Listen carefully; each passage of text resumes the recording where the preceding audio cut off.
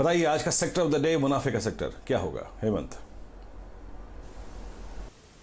देखिए, sector of the day मुझे लगता है फिशरी होगा, रियल एस्टेट होगा, इंफ्रास्ट्रक्चर कंपनियां होंगी, बिल्डिंग मटेरियल कंपनियां होंगी, सीमेंट होगी, और ये सारे सेक्टर्स आपके पीछे जो तेजी के कारण है वो आपको इस विंडो में नजर आ रहे हैं। देखिए लक्ष्मण जी एक एक करके खबर आपको पहले बता देते हैं और उसके बाद हम देखते हैं कि वो सब सही होती हैं। तो लक्ष्मण जी की खबर अभी लक्ष्मण जी के मुंह से ही सुनेंगे। 20,000 करोड़ रुपए के पैकेज की डिटेलिंग वो देखिए आपके सामने अभी करेंगे, क्या हो सकता है आज फिशरी सेक्टर के लिए और रियल एस्टेट सेक्टर के लिए। देखिए जो उन्होंने 2 हफ्ते पहले खबर बताई थी करीब करीब, वो सही साबित हुई, लेकिन कल किसी को समझ में नहीं आ रहा था कि रियल एस्टेट सेक्टर के लिए खबर आ जाएगी। तो आज रियल एस्टेट सेक्टर बढ़िया प्रदर्शन दिखाएगा, अच्छी तेजी यहां पर देखने को मिल सकती है। और 2 दिनों से रियल एस्टेट सेक्टर को पैकेज 1 में, पैकेज 2 में बूस्टर डोज मिला है। तो फिर अब आपकी नजर होनी चाहिए बिल्डिंग मटेरियल कंपनियों के ऊपर। टाइल्स वाली कंपनियां अच्छा प्रदर्शन दिखाएंगी, तो बिल्डिंग मटेरियल के साथ साथ सीमेंट भी नजर में आपके जरूर होना चाहिए। देखिए सीमेंट एक ऐसी चीज है जो इंफ्रास्ट्रक्चर को भी बूस्टर डोज देगा,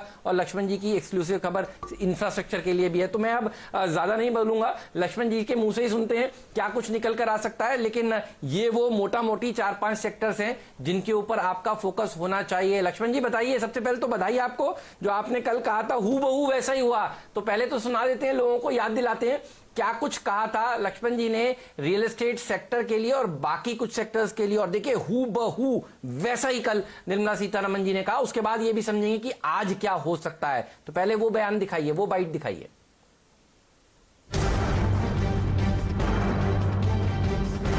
किसानों के लिए करीब 2 लाख करोड़ रुपए का स्पेशल क्रेडिट फैसिलिटी मुहैया कराने का ऐलान वित्त मंत्री कर सकती है। Nearly 2 lakh crores of concessional credit will be extended to boost the farming activities.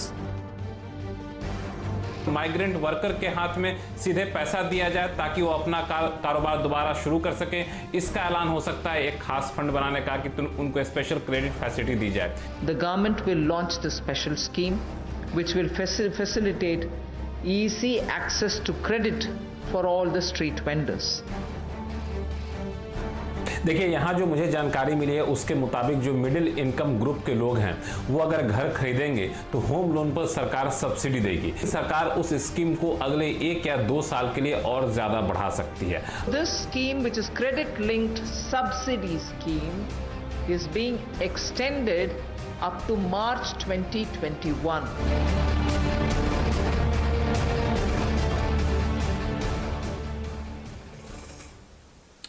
तो सबसे पहले लक्ष्मण ने आपको बताया था सोमवार को कि बुधवार से पहले पैकेज आएगा। प्रधानमंत्री जी ने 20 लाख करोड़ का पैकेज पेश किया। उसके बाद लक्ष्मण जी ने आपको बताया 2 लाख करोड़ रुपए किसानों को दिए जाएंगे। 2 लाख उन्होंने बोला, वित्त मंत्री जी ने भी बोला 2 लाख ही है। तो देखिए पॉइंट बाय पॉइंट सारी खबरें सही हो रही हैं। और माइग्रेंट वर्कर्स की बात से शुरुआत हुई कल स्पीच की, आपने देखा। और ये भी कल आपको दोपहर में लक्ष्मण ने बिल्कुल साफ शब्दों में कहा था कि आज यही आने वाला है। तो लक्ष्मण जो बोल रहे हैं बिल्कुल वैसा ही हो रहा है। इससे आगे देखिए कोई चैनल नहीं है और श्रेय जाता है लक्ष्मण जी को। लक्ष्मण जी बताइए आज क्या होने वाला है, बधाई हो सबसे पहले आपको।